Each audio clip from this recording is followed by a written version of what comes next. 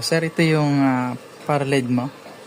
Bali, ito yung natitira na dalawa. Isa lang yung pwede natin mabuo. Nilagyan ko na siya ng power supply bago ang power supply. Ito yung may mga missing. Tapos may problema din yung bulb niya. Yung isa kasi, dami nang gagasusin natin doon.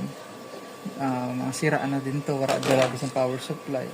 Bali, yung bulb nito, dito tayo kumuha ng bulb para i-repair natin yung mga may problemang bulb dito sa isang unit para mabuo natin yung isang unit lang. Ayan siya. Bali, RGB lang ito. RGB.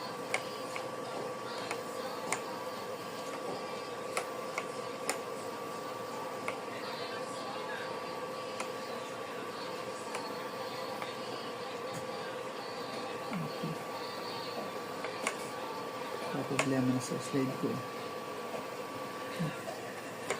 Slider ng ayan lang yan. Okay, para may mabuo tayo, sinacrifice muna natin yung pinaka last unit dahil sira na din to. Ito ay marami na din problema. Kaya gumawa tayo ng isa pa. Okay.